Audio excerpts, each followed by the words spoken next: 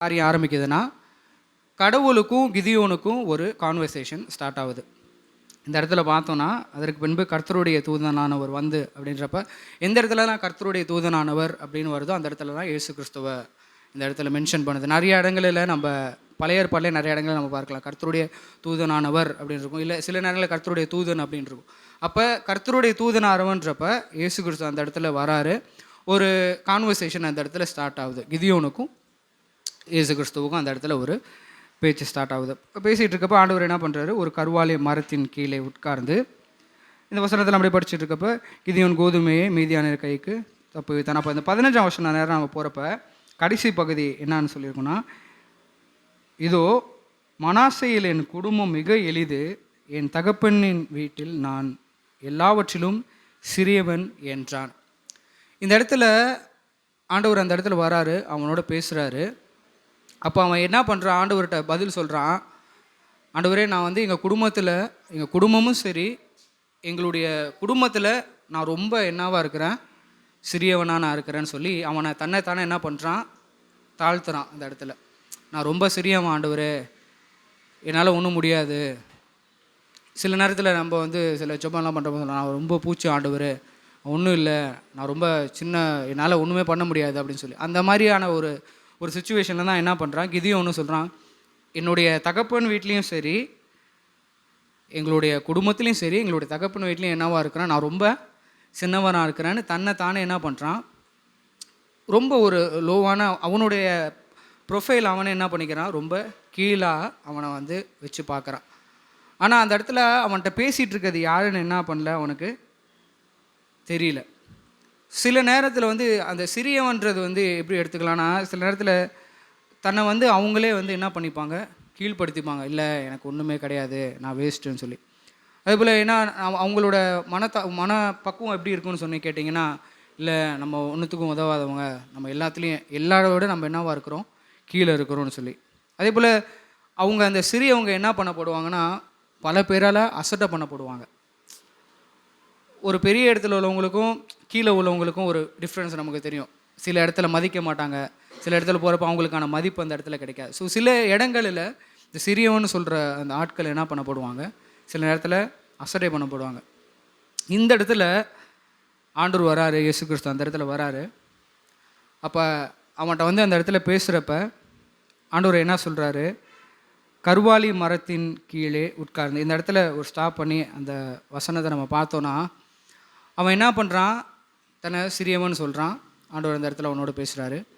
அப்போ அவர் வந்திருக்க அந்த இடம், அந்த பிளேஸ் வந்து ஒரு ஒரு ஒரு சின்ன ஒரு இம்பார்ட்டண்டான ஒரு பிளேஸாக இருக்குது. ஏன்னா கருவாலி மரம் அப்படின்னு பார்த்தீங்கன்னா அதோட தன்மை அதை என்ன குறிக்குதுன்னா, அந்த கருவாலி மரத்தை வந்து என்ன சிம்பலைஸ் பண்ணுதுன்னு கேட்டிங்கன்னா, வலிமை, பலம், அப்புறமேலு ஞானம். இந்த 3 விஷயத்தை வந்து அந்த அந்த ஆக்ட்ரி, அந்த கருவாலி மரம் என்ன பண்ணுது, சிம்பலைஸ் பண்ணுது. இந்த இடத்துல நான் யோசிக்கிறேன், கண்டிப்பாக ஆண்டவர் அவன் கூட பேசுகிறப்ப அதை ஒரு எக்ஸாம்பிளாக அவனுக்கு என்ன பண்ணியிருக்கலாம், ஆண்டவர் யூஸ் பண்ணியிருக்கலாம் அந்த இடத்துல, அந்த கருவாலி மரத்தை. ஏன்னா அந்த இடத்துல ஆண்டவர் வராரு, அங்கே தான் உட்காராரு, அவன் வேலை செஞ்சுக்கிட்டு இருக்கான். ஸோ அப்படி தான் கான்வர்சேஷன் ஸ்டார்ட் ஆகிருக்கு, பேசிகிட்டு இருந்திருப்பார். ஆண்டவர் சொல்கிறாரு, நீ போ அப்படின்னு சொல்கிறாரு. இல்லை ஆண்டவரே, நான் வந்து எங்கள் குடும்பத்தில் நான் என்ன ஆள், ரொம்ப சின்னவன், என்னுடைய வீட்லேயும் சரி, எங்களுடைய தகப்பன வீட்லேயும் நான் ரொம்ப என்னவாக இருக்கிறேன், சிறியவனாக இருக்கிறேன்னு கிதியோன் சொல்லியிருப்பார். அப்போ தான் ஆண்டவர் 12ஆம் வசனத்தில் அதுக்கான ஆன்சரை என்ன பண்ணுறாரு, கிதியோனுக்கு கொடுக்குறாரு. என்ன சொல்கிறாரு, கர்த்தருடைய தூதனானவர் அவனுக்கு தரிசனமாகி, பராக்கிரமசாலியே, கர்த்தர் உன்னோடு இருக்கிறார் என்றார். ஆண்டவர் அந்த இடத்துல அவனை என்ன பண்ணுறாரு, நீ சிறியவன் கிடையாது, நீ என்னது பராக்கிரமசாலின்னு ஆண்டவர் அந்த இடத்துல என்ன பண்ணுறாரு, ஆண்டவர் அவனுக்கு ஒரு அங்கீகாரத்தை அந்த இடத்துல கொடுக்குறாரு. நீ சிறியவன் இல்லைப்பா, நீ சிங்காசனத்தில் இருக்கிற வேண்டிய ஆள்.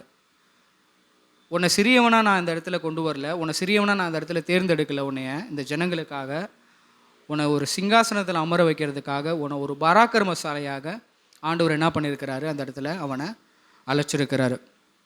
அந்த மரத்துக்கிட்ட வந்து ஆண்டவர் அந்த இடத்துல உட்கார்ந்த ஒரு காரியம், அவன் தன்னை என்ன பண்ணான், ஒரு சிறியவன், என்கிட்ட பலன் இல்லை, என்கிட்ட ஒன்றுமே இல்லைன்னு தன்னை தாழ்த்தி அவன் ரொம்ப அவனை ஒடுக்குறான். ஆனால் அந்த மரத்து மூலயமா ஆண்டவர் என்ன பண்ணுறாரு, அந்த மரத்தோட நான் சிம்பலைசேஷன் உங்கள்கிட்ட சொன்ன மாதிரி, அந்த மரம் என்னத்தை குறிக்கிறதுனா வலிமை, பலன், ஞானத்தை குறிக்கிறது. அந்த இடத்துல ஆண்டவர் என்ன பண்ணுறாரு, அவனுக்கு என்ன சொல்கிறாரு, நீ யார் இல்லை, சிறியவன் அல்ல, நீ வலிமை இல்லாதவன் அல்ல, நீ பலன் இல்லாதவன் அல்ல, நீ ஞானம் இல்லாதவன் அல்ல. ஆண்டவர் உனக்கு என்ன பண்ணியிருக்காரு, வலிமையும் பலனையும் அந்த ஞானத்தையும் வந்து இந்த நாளில் உனக்கு நான் கொடுக்குறேன்னு சொல்லி அந்த இடத்துல ஆண்டவர் அவனை என்ன பண்ணுறாரு, ஒரு சின்னவனை, அவன் தன்னை தாழ்த்தினவனை, சிறியவன் சொன்னவனை ஆண்டவர் என்ன பண்ணுறாரு, உன்னை நான் இன்னைக்கு சிங்காசனத்தில் அமர வைப்பேன்னு சொல்கிறார். ஆமென், அல்லேலூயா. நம்மளும் நம்மளுடைய வாழ்க்கையில் சில நேரங்களில் என்ன பண்ணுறோம், நம்மளை நம்ம சில நேரத்தில் தாழ்த்திக்கிறோம். இல்லை நம்ம ஒன்றும் இல்லை, நம்ம குடும்பத்தில் வந்து கடைசி பிள்ளைங்கன்னா நம்ம என்ன நினச்சிக்குவோம், இல்லை நமக்கு எந்த ஒரு இதுவுமே வரமாட்டேங்குது, பிள்ளைங்களுக்கு தான் வந்து நிறையா பண்ணுறாங்க. அதுமாதிரி குடும்பத்துலேயும் சரி, சில கடைசியாக இருந்தாங்கன்னா அவங்க தான் கடைசியாக தம்பியோ இல்லை தங்கச்சியோ இருந்தாங்கன்னா அவங்க நினைப்பாங்க, அம்மா நம்மளோட சகோதரர்கள்லாம் வந்து என்ன பண்ணுறாங்க, முதல்ல பிறந்தவங்க அண்ணன் தம்பிக்கு தான் வந்து அவங்களுக்கு உரிமை கொடுக்குறாங்க, நமக்கு அது தரதில்லைன்னு சொல்லி நம்ம நிறைய நேரத்தில் நம்மளையே நம்ம தாழ்த்திக்கிறோம். நம்மளோட வெயிட் என்னான்னு, நம்மளோட பலன் என்னான்னு நமக்கு தெரியல. ஆனால் ஆண்டவருக்கு நம்மளை பற்றி தெரிஞ்சிருக்கிறோம். ஆமென். நம்ம சிறியவன்னு சொல்லி அந்த இடத்துல பதிவு பண்ணாலும் ஆண்டவர் சொல்கிறாரு, பராக்கிரமசாலி நம்மளை அழைக்கிறார். ஆமென். நம்ம கீழே இருக்கிறோம், நம்ம ஒன்றும் இல்லை, நம்ம ஒன்றுத்துக்கு உதவாதவங்க நம்ம நினைக்கிறப்ப ஆண்டவர் நம்மளை எங்கே உட்கார வைக்க ஆசைப்படுறாரு, சிங்காசனத்தில் உட்கார வைக்க ஆசைப்படுறார். ஆமென். ஏன்னா தேவன் வானத்தையும் பூமியும் படைத்தவராக இருக்கிறார். வானம் எனது சிங்காசனம், பூமி எனக்கு பாதப்படி என்று ஆண்டவர் தெளிவாக சொல்லுகிறார். ஆமென்.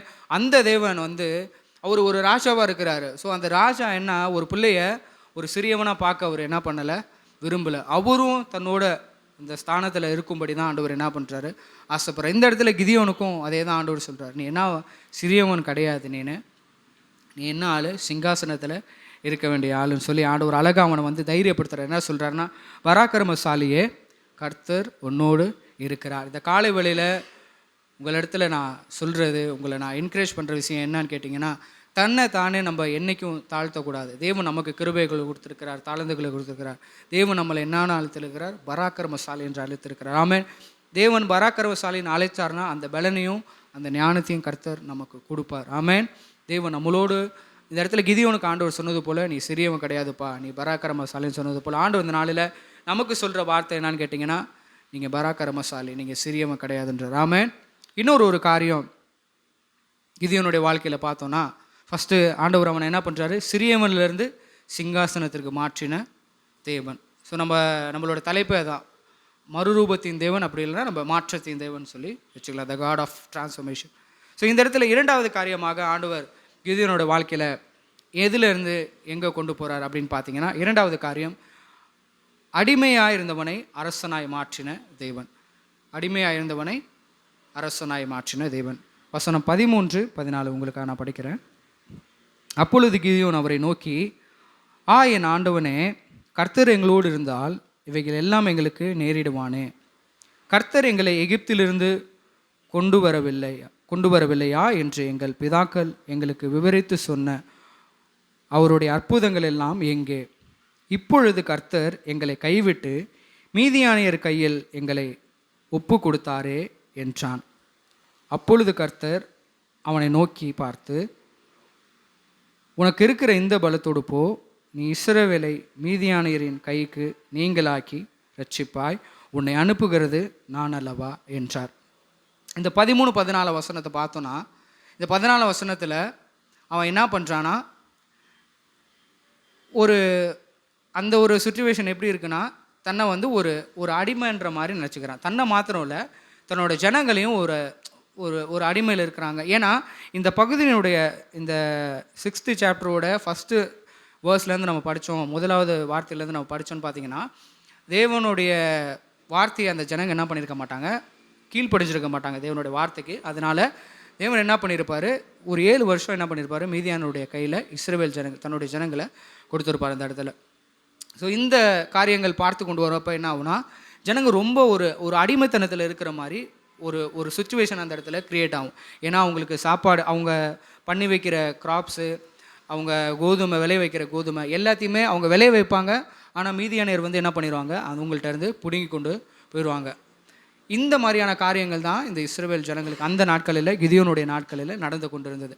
அப்போ இந்த 13ஆம் வசனத்தில் பார்த்தோன்னா இதெல்லாம் கோட் பண்ணி கிதியோன் சொல்கிறாரு, ஆண்டவரே நாங்கள் இப்படி இருந்தோம், நாங்கள் மீதியானோட கையில் ஒரு அடிமைகளை போல் இருக்கிறோம், நாங்கள் எல்லாத்தையுமே கஷ்டப்பட்டு சேகரித்து வைக்கிறோம், ஆனால் அவங்க எல்லாத்தையுமே என்ன பண்ணுறாங்க வந்து எடுத்துகிட்டு போயிடறாங்க. அவங்களுடைய கூட்டம் வந்து எப்படி இருக்குன்னா திரளான கூட்டமாக இருக்குது. அது பார்க்குறதுக்கு எங்களுக்கு என்னவாக இருக்குது, பயமாக இருக்குதுன்னு சொல்லி அந்த சுச்சுவேஷன் அவங்களுக்கு எப்படி ப்ரொஜெக்ட் ஆகுதுன்னு பார்த்தீங்கன்னா, நம்ம ஒன்றுமே இல்லை, நம்ம அவங்களுக்கு கீழே மீதியானுடைய கீழே நம்ம என்னவாக இருக்கிறோம், ஒரு அடிமையாக இருக்கிறோன்னு சொல்லி கிதியோன் அந்த இடத்துல நினைக்கிறத பார்க்கலாம். அடிமை எடுத்துக்கிட்டிங்கன்னா, ஸோ அடிமை அப்படின்னா அந்த அடிமையோட கேரக்டர் எப்படி இருக்கும் அப்படி நம்ம பார்த்தோன்னா, அடிமை வந்து எப்பொழுதும் ஒரு மனுஷனுக்கு கீழே தான் அவன் இருப்பான். அவனுக்கு வந்து அவன் என்ன நினைக்க மாட்டான்னா, ஒரு உயர்வை நோக்கி போகணுன்ற ஒரு ஒரு மனப்பான்மை அவனுக்கு எப்பயுமே இருக்காது. ஏன்னா அந்த ஒரு நிலைமை எப்படி இருக்குன்னா சுகமாக இருக்கும். இப்போ ஃபார் எக்ஸாம்பிள் நம்ம பிச்சைக்காரங்க எடுத்துக்கிட்டோன்னு பார்த்தீங்கன்னா நல்லா தான் இருப்பாங்க, ஆனால் அவங்களால வேறு ஒரு ஜாபுக்கு இல்லை அதை விட்டு வேறு ஏதாச்சும் ஒரு வேலைக்கு போவோன்னா அவங்களால முடியும். ஏன்னா அந்த ஜாப் அவங்களுக்கு என்னவாகிடுச்சு, ஒரு கம்ஃபர்டபுளான ஒரு ஒரு விஷயமாச்சு. அதே போல் தான் சில நேரங்களில் அடிமைகளுக்கும் என்னென்னா, அவங்க என்ன பண்ணுவாங்க அப்படின்னு பார்த்தீங்கன்னா, என்ன சொல்கிறாங்களோ, அரசன் என்ன சொல்கிறானோ இல்லை ராஜா என்ன சொல்கிறானோ, அவனுக்கு மேலே இருக்கிறவன் என்ன சொல்கிறானோ அதை கேட்டு கேட்டு கேட்டு அதை செய்வாங்களே ஒழிய அவங்க சுயமாக யோசிக்க மாட்டாங்க. அடிமைகள் சுயமாய் யோசிக்க மாட்டாங்க. அடிமைகள் என்ன பண்ணுவாங்கன்னா, பொழுதனைக்கும் எதையாச்சும் ஒரு விஷயத்த சொல்லிக்கிட்டு புலம்பிக்கிட்டு சில விஷயங்களை பேசிக்கொண்டே தான் இருப்பாங்க. அவங்கள இடத்துல ஒரு ஒரு சந்தோஷமான ஒரு விஷயமே அவங்கள்ட்ட இருக்காது. எப்பயுமே ஒரு நெகட்டிவான ஒரு காரியத்தை பேசிட்டு ஏதாச்சும் புலம்பிட்டு சொல்கிற வேலையை அப்படியே செய்வாங்க. அதுக்கு மாற்றோ இல்லை யோசித்து நம்ம வேறு இது பண்ணலாம் அப்படின்னு சொல்லி அந்த ஒரு காரியத்தை அடிமைகள் ஒருபோதும் பண்ண மாட்டாங்க. ஸோ இதே மாதிரி தான் கிதியோனுடைய வாழ்க்கையிலும் அவன் என்ன யோசிக்கிறான்னா, தன்னுடைய ஜனங்கள் நாங்களும் என்ன இதில் இருக்கோம், நாங்கள் அடிமைகளாக இருக்கிறோம், நாங்கள் எங்களுடைய ஜனங்களாக என்னவாக இருக்கிறாங்க, இந்த மீதியானுடைய கையில் நாங்கள் அடிமைகளாக இருக்கிறோம். ஏன்னா எல்லாவற்றையும் வந்து அவங்க என்ன பண்ணிச்சுட்டு போகிறாங்க, அபகரிச்சுட்டு போகிறாங்க. தங்களை வந்து அவங்க ஒரு ராஜா மாதிரியும் இந்த ஜனங்க ஒரு அடிமையாக இருக்கிற மாதிரியும் அந்த மீதியான நினச்சிட்டு இருக்காங்க. கிதியோனுடைய சிந்தனையும் அதே போல் தான் இருக்குது. அவன் என்ன நினைக்கிறான்னா, ஆண்டவரே நாங்கள் என்னவாக இருக்கிறோம், இந்த ஜனங்கள்கிட்ட நாங்கள் அடிமைகளாக இருக்கிறோம்னு சொல்லி அவன் நினைக்கிறான். ஆனால் அதுக்கு ஆண்டவர் ஒரு வார்த்தையை சொல்கிறாரு. அவனோட கொஸ்டினுக்கு அவன் சொன்ன ஒரு வார்த்தைக்கு ஆண்டவர் பதிலாக அவனுக்கு ஒரு ஆன்சர் சொல்கிறாரு. அந்த ஆன்சர் தான் 14ஆம் வசனம். அப்பொழுது கர்த்தர் அவனை நோக்கி பார்த்து, உனக்கு இருக்கிற இந்த பலத்தோடு போ, நீ இஸ்ரவேலரை மீதியானரின் கைக்கு நீங்களாக்கி ரட்சிப்பாய், உன்னை அனுப்புகிறது நான் அல்லவா என்றார். இந்த இடத்துல ஆண்டவர் ஒரு அழகான ஒரு ஆன்சரை கிதியோனுக்கு கொடுக்குறாரு. அவன் ஆண்டவர் அந்த இடத்துல ஒரு அடிமையாக பார்க்கல, ஆண்டவர் அந்த ஜனங்களுக்கு அவனை ஒரு அரசனாக வைக்க தான் பார்க்குறாரு. ஏன்னா நம்ம தேவன் யார், ஒரு மாற்றத்தின் தேவன், நம்மளிடத்துல ஒரு மறுரூபத்தை எதிர்பார்க்கிற தேவன். அவர் இந்த இடத்துல அழகாக கிதியோன்ட்ட சொல்கிறாரு, நீ இருக்கிற இந்த பலத்தோட போ, அந்த மீதியானவரை என்ன பண்ணுவேன், உன் கைக்கு கொடுப்பேன். உன்னை யார் அனுப்புகிறா, உன்னை அனுப்புறது நானுன்றார். இந்த இடத்துல கிதியோன் யார்கிட்ட பேசிகிட்டு இருக்கான்றதையே தன்னைத்தான் மறந்துடுறான். மறந்த அந்த இடத்துல தன்னுடைய சூழ்நிலை, தன்னுடைய ஜனங்களோட சூழ்நிலையை தான் அந்த இடத்துல சொல்கிறானே ஒழிய அதை தவிர்த்து வேறு ஏதாச்சும் யோசிப்போம், இல்லை நம்ம வேறு மாதிரி யோசித்து பார்ப்போம், நம்ம சுயமாக யோசிப்போன்ற அந்த ஒரு யோசனை கிதியோனுக்கு இந்த இடத்துல காணப்படவில்லை. அதனால தான் ஆண்டவர் என்ன பண்ணுறாரு, நீ உன்னோட இருக்கிற பலத்தோடு போனால், அப்போ அவன்கிட்ட என்ன இல்லை, பலன் இல்லை. இருக்கிற பலனை எல்லாம் மீதியானர் என்ன பண்ணிட்டாங்க, ஏன்னா அவங்களோட உழைப்பை எல்லாம் என்ன பண்ணுறாங்க, அவங்க எடுத்துகிட்டு போயிடுறாங்க. அப்போ அவன்கிட்ட பலன் இல்லை. அந்த இடத்துல ஆண்டவர் அவனுடைய சூழ்நிலையை பார்க்குறாரு, அவனுடைய இருதயத்தை பார்க்குறாரு. அவன் பலன் இல்லாத சூழ்நிலையை அந்த இடத்துல ஆண்டவர் பார்க்குறாரு.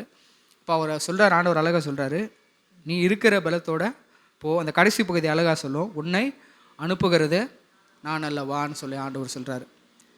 ஏன்னா ஆண்டவர் கிதியோனை பராக்கிரமசாலின்னு அழைச்ச ஆண்டவர். அதே ஆண்டவர் தான் சொல்கிறாரு, உனக்கு இருக்கிற இந்த பலத்தோட போ.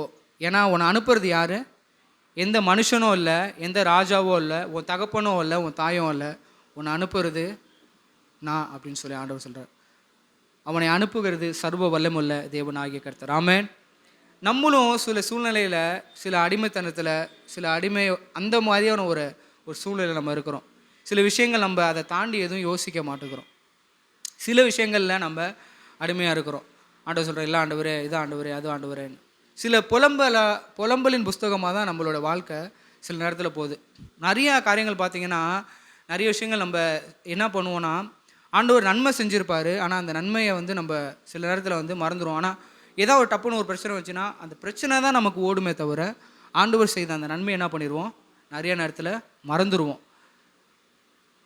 சில ஏதாச்சும் ஒரு தீமையான காரியம் வரப்போ அதுதான் நம்மளோட மைண்டில் ஓடுமே தவிர ஆண்டவர் நமக்கு செய்த நன்மைகள் என்ன இருக்காது, சில நேரத்தில் தோணாது. ஏன்னா அந்த அடிமைகளுக்கு என்ன இருக்காது, யோசிக்கிற அந்த தன்மை இருக்காது. ஆண்டவர் நம்மளை இந்த நாளில் அடிமைகளை அழைக்கல, அதற்கு பிரகாரம் ஆண்டவர் சொல்கிறாரு, அரசராய் நம்மளை அழைத்திருக்கிறார்.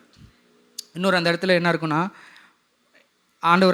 ஆண்டவர் கிதியோன் அந்த இடத்துல என்னான்னு சொல்லியிருப்பார்னா, நீ இஸ்ரவேலை மீதியான கைக்கு நீங்களாக்கி ரட்சிப்பாய் அப்படின்னு சொல்லியிருப்பார். அவனை ஒரு இரட்சகனாக அந்த ஜனங்களுக்கு, அந்த இஸ்ரவேல் ஜனங்களுக்கு கிதியோனை ஆண்டவர் இரட்சகனாக அந்த இடத்துல ஆண்டவர் ஏற்படுத்துகிறார். ஆனால் அவனுடைய சிந்தனை என்னவா இருக்குது, ஒரு அடிமைத்தனத்தின் சிந்தனையாக தான் இருக்குது. ஆண்டவர் ஆனால் அவனை என்னவா பார்க்குறாரு, ஒரு அரசனாக ஆண்டவர் இந்த இடத்துல பார்க்குறார். நம்மளோட வாழ்க்கையிலும் அநேக நேரத்தில் நம்மளுடைய சில காரியத்தில் நம்ம அடிமைப்பட்டு இருப்போம், சில நேரத்தில் நம்ம அதே ஒரு சூழ்நிலையில் சுற்றி கொண்டு இருப்போம். ஆனால் ஆண்டவர் அந்த இடத்துல என்ன சொல்கிறாரு, நீ இருக்கிற இந்த பலத்தோடு போ, நீ அடிமை இல்லை, உன்னை அனுப்புறது யார், நான். உன்னை அனுப்புகிறது சர்வ வல்லமுள்ள தேவன். அவர் ராஜாவாக இருக்கிறார், அவர் அரசராக இருக்கிறார். அந்த தேவன் இந்த நாளில் கிதியோன்ட்ட சொல்கிறாரு, நீ அடிமை இல்லை, நீ யார், அரசன். தேவன் அடிமையிலிருந்து, அடிமைத்தனத்திலிருந்து கர்த்தர் கிதியோன் என்னவா மாற்றுறார், ஒரு அரசனாய் மாற்றுறார். அந்த கிதியோன் தான் யார் அடிமைப்பட்டிருந்தானோ, யார் தன்னை அடிமை நினச்சானோ அந்த கிதியோன் தான் கடைசியில் அந்த யுத்தத்தில் என்ன பண்ணுறான், வல்லவனா ஜெயிக்கிறான். தன்னுடைய ஜனங்களுக்கு ஒரு இரட்சகனாய் அந்த இடத்துல காணப்படுறான். இதனால ஆண்டவர் நம்மளிடத்துல சொல்கிற அந்த ஒரு வார்த்தை, உனக்கு இருக்கிற இந்த பலத்தோடு போ, உன்னை அனுப்புறது யார், நான். நம்மளோட வாழ்க்கையில் சில விஷயங்கள் நம்மளை என்ன பண்ணக்கூடாது, அடிமைப்படுத்தக்கூடாது. ஒரு எக்ஸாம்பிள் நான் சொல்கிறேன். கடந்த வருஷத்தில் எனக்கு ஒரு உடல் சூழ்நிலை ரொம்ப சரியில்லாமல் போயிடுச்சு. டெங்கு ஃபீவர், பிளேட்லெட்ஸ் என்னோடது கம்மியாயிடுச்சு. அப்போ எனக்கு அங்கே காலேஜில் இருக்கேன், என்னோடது கம்மியாகிட்டே வருது. ஆனால் எனக்கு அந்த ஒரு விஷயம் என்னோடய பாடியில் எனக்கு தெரியல, இறங்கிட்டு வருது. அப்போ இந்த ஒரு வார்த்தை தான் எனக்கு மறுபடியும் என்னுடைய ஞாபகத்தில் ஆண்டவர் எனக்கு என் மனசில் சொல்லி கொண்டே இருந்த ஒரு வார்த்தை, உனக்கு இருக்கிற இந்த பலத்தோட போ, உன்னை அனுப்புறது யார், நானுன்னு. அங்கேருந்து நான் கிளம்புறப்ப என்னோடய பிளேட்லெட்ஸ் வந்து 60,000 தான் இருந்துச்சு. ஆனால் நான் இங்கே வீட்டில் வந்து ஹாஸ்பிட்டல் போய் செக் பண்ணுறேன், என்னோடது வெறும் 15,000 பிளேட்லெட்ஸ் தான் இருந்துச்சு. அதுக்கு கீழே கம்மியாகிட்டே வந்துகிட்டே இருக்குது. ஆனால் எனக்கு அங்கே இருக்கிறப்ப என் சூழ்நிலைமை என்ன தெரில, நான் புலம்பிகிட்டு இருக்காங்க, என்ன ஆண்டவரே.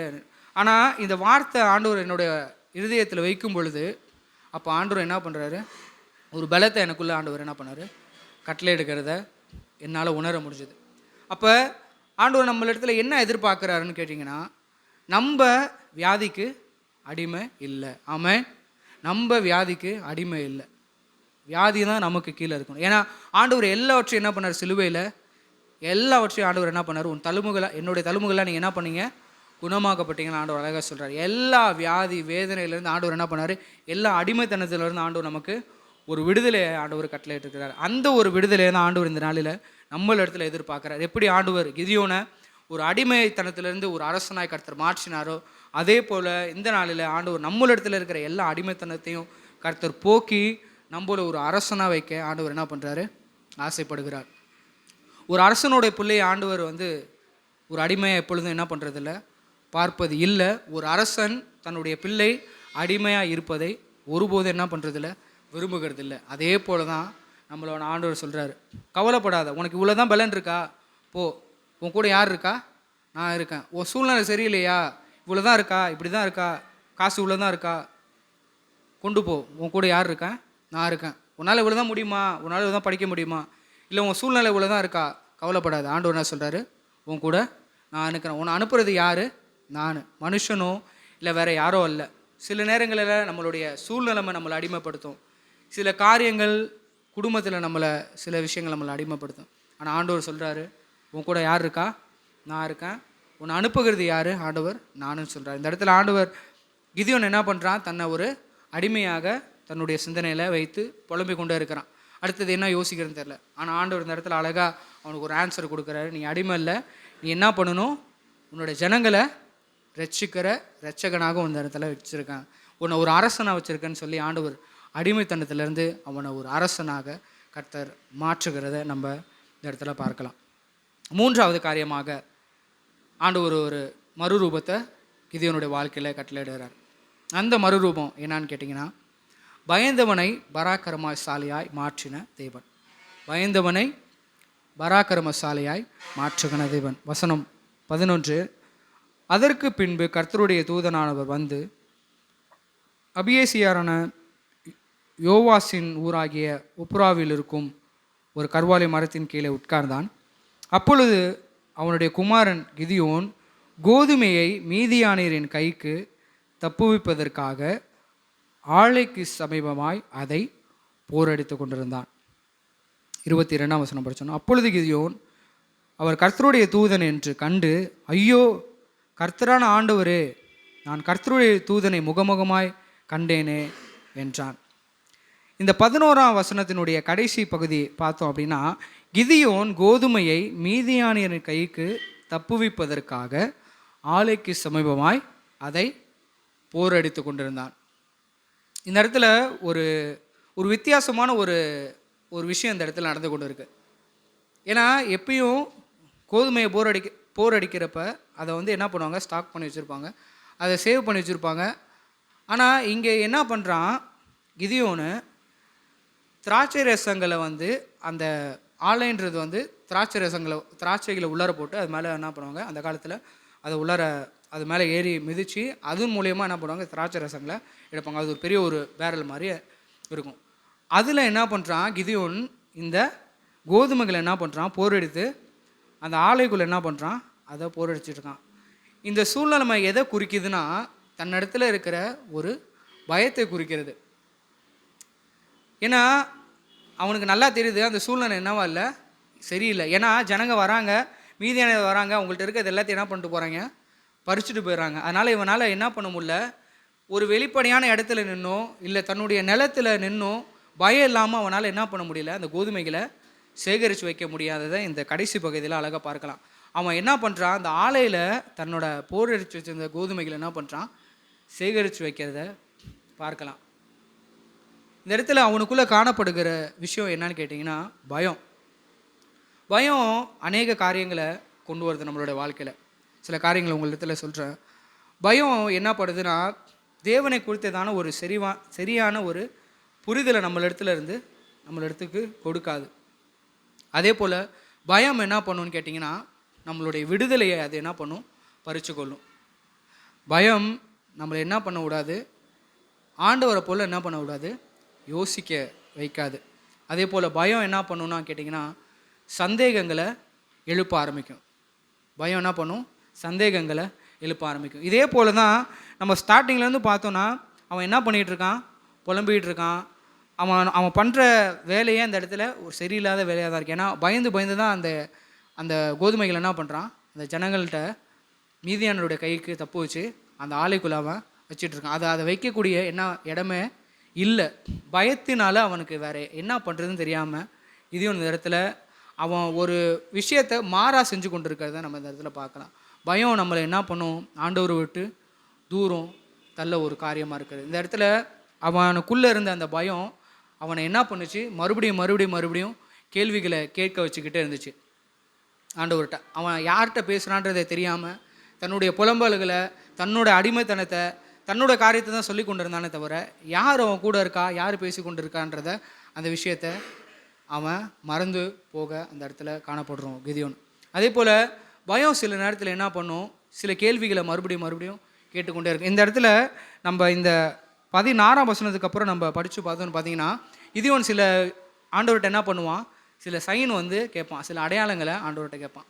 பயம் சில நேரத்தில் சில என்ன பண்ணும், ஆண்டவர்கிட்ட அடையாளங்கள் கேட்பது தவறு இல்லை, ஆனால் எல்லாவற்றுக்கும் நம்ம அடையாளத்தை கேட்டுக்கொண்டே இருந்தோன்னா அது ஒரு விதமான பயத்தை நமக்கு என்ன பண்ணுது, காண்பிக்கிறதா இருக்கிறது. ஒரு சில விஷயங்களுக்கு ஆண்டவர்கிட்ட ஏதோ ஒரு சில காரியங்கள் ஆண்டவர் நமக்கு இதாக இருக்குது, எங்களுக்கு அடையாளம் காட்டுங்கன்றது வேறு. ஆனால் எல்லாவற்றுக்கும் கிதியோன் பார்த்தீங்கன்னா கடைசி வரைக்கும் ஆண்டவரே என் மேலே கோவப்பட்டுறாதீங்க, இந்த ஒரு முறை மாத்திரம் எனக்கு என்ன பண்ணுங்கள், ஒரு அடையாளத்தை காட்டுங்கன்னு சொல்லி மறுபடியும் மறுபடியும் கிதியோன் அந்த ஒரு காரியத்தை கேட்டுக்கொண்டே இருப்பதை பார்ப்போம். எதனாலனா தனக்குள்ளே இருந்ததான அந்த ஒரு பயம், அதுதான் அவன் என்ன பண்ணுச்சு, மறுபடியும் ஒரு காரியத்தை கேட்டுக்கொண்டு இருந்துச்சு. ஆனால் ஆண்டவர் இந்த இடத்துல அவன் என்ன பண்ணுறாரு, பயந்தவன் ஆண்டவர் என்ன மாற்றுறாரு, ஒரு பராக்கிரமசாலியாய் மாற்றுறார். அதுக்கு ஒரு வசனம் படித்தோன்னா, அதே 7ஆம் அதிகாரம் 3ஆம் வசனத்தில் அந்த முதல் பகுதி, ஆகையால் பயமும் திகிலும் உள்ளவன் எவனோ அவன் திரும்பி, அந்த ஒரு வசனத்தோட போது இது யார் சொல்லியிருப்பான்னு பார்த்தீங்கன்னா கிதியோன் சொல்லியிருப்பான். ஆகையால் பயமும் திகிலும் உள்ளவன் எவனோ அவன் திரும்பி. அந்த வசனத்தில் என்ன பண்ணுவாங்கன்னா, இதற்கப்புறம் தான் அவன் என்ன பண்ணுவான், ஜனங்களை சூஸ் பண்ணுவான், போராளிகளை சூஸ் பண்ணுவான். 32,000 பேரில் 22,000 பேர் ஓடிடுவாங்க, 10,000 பேர் இருப்பாங்க. அந்த 10,000 பேரில் 300 பேர் என்ன பண்ணுவான், கிதியோன் தனியாக சூஸ் பண்ணுவான். இப்போ இந்த வசனம் இந்த வார்த்தையை யார் சொல்கிறதுனா, ஆகையால் பயமும் திகிலும் உள்ளவன் எவனோ அவன் திரும்பி போங்க அப்படின்னு சொல்லி யார் சொல்கிறான்னா, கிதியோன் சொல்கிறான். ஆனால் இதே கிதியோன் தான் கோதுமையை எந்த இடத்துல வச்சு கொண்டு இருந்தான், ஆலையில் கோதுமையை உள்ளார வைத்து கொண்டிருப்பதை நம்ம பார்க்கலாம். இந்த இடத்துல ஆண்டவர் அவனுக்குள்ளே வரும்பொழுது அவன் ஆண்டவர் என்னவா மாற்றுறாரு, ஒரு பயம் உள்ள மனுஷனை பராக்கிரமசாலியாக மாற்றினதை நம்ம இந்த இடத்துல பார்க்கலாம். எந்த ஒரு மனுஷன் பயந்து ஓடினானோ அவனே என்ன சொல்கிறான், பயமும் திகிலும் உள்ளவன் திரும்பி போயிருங்கானா. ஏன்னா ஆண்டவராகிய தேவன் அவனுக்குள்ளே இருக்கிறாரு. அவனை என்னன்னு சொல்லி அழைச்சார், ஆண்டவர் பராக்கிரமசாலின்னு சொல்லி அவனை அழைச்சார். நமக்குள்ளே சில நேரத்தில் பயங்கள் நம்மளை சூழ்ந்து கொள்ளும். பயம் நம்மளை சில நேரத்தில் அடிமைப்படுத்தும். பயம் சில நேரம் நம்மளை என்ன பண்ணணும் யோசிக்க வைக்காது. ஆனால் அந்த இடத்துல ஆண்டவர் சொல்கிறாரு, ஆண்டவர் என்ன பண்ணுறாரு, உன்னை பராக்கிரமசாலியை சொல்லி அழைத்து அந்த பயத்தை போக்கி ஆண்டவர் என்ன பண்ணுறாரு, ஒரு சமாதானத்தை ஆண்டவர் கட்டளையிடுறார். ஆமேன். ஒரு விடுதலை ஆண்டவர் கட்டளை இடுகிறார் நம்ம இடத்துல. இந்த இடத்துல அவனோட சூழ்நிலை அந்த இடத்துல வேறு மாதிரி இருக்குது, பயந்த சூழ்நிலை. ஆண்டவர் ஆனால் அவனை பராக்கிரமசாலியாய் மாற்றுகிறத இந்த நாளில் பார்க்கலாம். இந்த நாளில் இந்த கிதியோனுடைய வாழ்க்கையிலேருந்து இந்த 3 காரியங்களை ஆண்டவர் இவனோட வாழ்க்கையில், கிதியோனோட வாழ்க்கையில் நமக்கு கற்றுக்கொள்ள ஆண்டவர் நமக்கு உதவி செய்தார். முதலாவது காரியம் நான் உங்கள்கிட்ட சொன்னது, முதலாவது காரியம் என்ன சொன்னேன், சிறியவனை சிங்காசனத்திற்கு மாற்றின ஆண்டவர். நம்ம என்றைக்கும் நம்மளை என்னன்னு பண்ணக்கூடாது, சிறியவனாக எண்ணக்கூடாது. ஏன்னா நம்மளோட ஆண்டவர் எங்கே இருக்கிறார், சிங்காசனத்தில் வீற்றிருக்கிற ஆண்டவராக இருக்கிறார். நம்மளையும் அந்த சிங்காசனத்தில் மாற்றுகிற ஆண்டவராக இருக்கிறார். இரண்டாவது ஒரு காரியமாக அடிமைத்தனத்தில் இருந்தவனை அரசனாக மாற்றின ஆண்டவர். மூன்றாவது காரியம் பயந்தவனை பராக்கிரமசாலியாக மாற்றின ஆண்டவர். நம்மளிடத்துல ஆண்டவர் கேட்கிற, நம்மளிடத்துல விருப்பப்படுகிற விஷயம், நான் உங்கள்கிட்ட ஸ்டார்டிங்கில் சொன்ன ஒரு 3 விஷயம். ஆண்டவர் நம்மளிடத்துல என்ன எதிர்பார்க்குறேன்னா, பலனும் அந்த ஒரு ஞானத்தையும் ஆண்டவர் நம்ம இடத்துல என்ன பண்ணுறாரு, எதிர்பார்க்குறார். ஆமென். இந்த இடத்துல கிதியோனுடைய சூழ்நிலை பார்த்தோன்னா, அவன் என்னவா இருக்கிறான், சிறியவன் தன்னையே என்ன பண்ணிக்கிறான், நினச்சிக்கிறான். அடிமைத்தனத்தில் இருக்கணும்னு சொல்லி புலம்புறான்.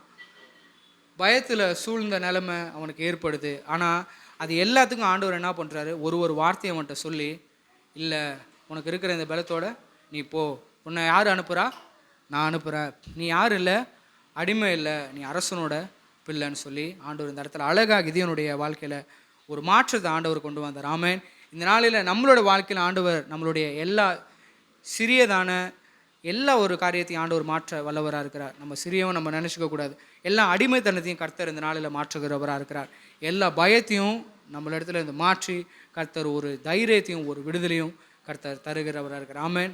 ஆமென். அவரும் கண்களை மூடி தேவனுடைய சமூகத்தில் ஒரு சின்ன ஒரு ஜெபம் பண்ண போகிறோம். ஆண்டவரே, இந்த நாளில் இந்த கிதியோனுடைய வாழ்க்கையிலிருந்து கர்த்தர் நீர் எங்களுக்கு சொல்லி தந்த ஆண்டவரே, கற்றுக் கொடுத்த இந்த 3 காரியங்களுக்காக நாங்கள் சுபிக்கிறோம். ஆண்டவரே இசப்பா, எங்களுடைய வாழ்க்கையில் நாங்கள் ஆண்டவர் அநேக நேரம் சிறியவர்களாக இருக்கிறோம் நினச்சிருக்கிறோம். ஆண்டவரே, நாங்கள் தாங்களே தாழ்த்தி இருக்கிறோம். ஆண்டவரே, நாங்கள் ஒன்றும் இல்லைப்பா அப்படின்னு சொல்லி.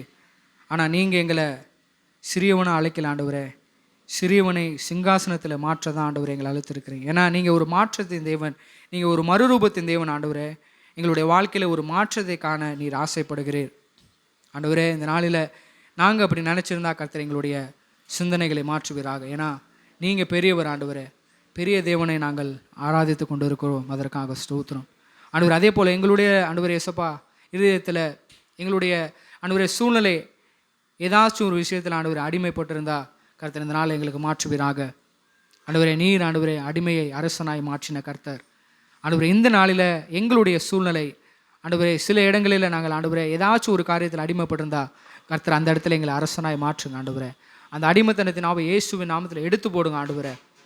கர்த்தர் நீர் எங்களை அரசனாய் மாற்றுகிறதற்காக ஸ்தோத்திரம் ஆண்டவரே.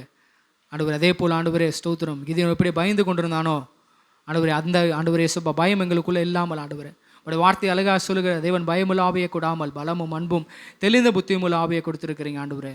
அந்த பலமும் ஆண்டவரே ஸ்தோத்திரம் ஆண்டவரே, அந்த கிருபையும் அந்த ஞானமும் கர்த்தர் எங்களோடு ஆண்டவரே சுப்பா கூட கொடுக்கும்படியாக சுபிக்கிறோம் ஆண்டவரே. கிதியோனோட வாழ்க்கையில் பார்த்த ஆண்டவரே அந்த மாற்றங்கள் எங்களுடைய வாழ்க்கையிலும் ஏற்பட கர்த்தர் எங்களுக்கு உதவி செய்வீராக ஆண்டவரே. எங்களுக்கும் இந்த மாதிரி சூழ்நிலைகள் ஆண்டவரே சுப்பா வரலாம். ஆனால் அந்த சூழ்நிலையில் ஆண்டவரே உண்மை நோக்கி பார்க்க கர்த்தர் உதவி செய்யுங்க. ஏன்னா எங்களை நீங்கள் பராக்கிரமசாலின்னு அழைச்சிருக்கிறீங்க ஆண்டவரே. ஆண்டவரே நீங்கள் சொல்லியிருக்கிறீங்க, உனக்கு இருக்கிற இந்த பலத்தோடு போ, உன்னை அனுப்புறது நான் சொல்லியிருக்கிறீங்க. அந்த தேவன் எங்களோடு கூட இருக்கிறீங்க. தேவன் சமாதானத்தை ஆண்டவரே எங்களை கட்டளை எடுக்கிறா இருக்கிறீங்க ஆண்டவரே. இந்த வார்த்தைக்கு எங்களை தாழ்த்துக்கிறோம். நீங்கள் ஆண்டவரே உயரும்படியாக சுபிக்கிறோம். இந்த நாளில் ஆண்டவரே இந்த வார்த்தைக்கு ஆண்டவரை ஒப்பு கொடுத்து எங்களை ஆண்டவர் நம்முடைய சமூகத்தில் அர்ப்பணிக்கிறோம். நீர் எங்களோடு கூட இருப்பீராக. உங்கள் நாமம் மகிமைப்படும்படியாக சுபிக்கிறோம். நாங்கள் ஒன்றும் இல்லை ஆண்டவரே, உங்களுடைய வார்த்தையே ஆண்டவரே ஸ்தோத்திரம் ஆண்டவரே. இந்த இடத்துல பகிர தேவன் எங்களுக்கு கொடுத்த கிருபைக்காக நன்றி ஆண்டவரே. நீங்கள் எங்களோடு கூட இருப்பீராக. எல்லா ஆண்டவரே ஸ்தோத்திரம் சிறுமைத்தனத்தை மாற்றுவீராக, எல்லா அடிமைத்தனத்தை மாற்றுவீராக, எல்லா பயத்தினாவை மாற்றுவீராக. தேவ கிருபை எங்களை ஆட்கொள்ளும்படி ஆட்சேபிக்கிறோம். அந்த மறுரூபத்தின் தேவன் இந்த நாளில் எங்களுடைய இருதயத்தை, எங்களுடைய ஆவி, எங்களுடைய ஆத்துமா, எங்களுடைய சரீரத்தை நீர் மறுரூபப்படுத்தினதற்காக நன்றி செலுத்துகிறோம். நாம மகிமைப்படுவதாக எங்களை அர்ப்பணிக்கிறோம்.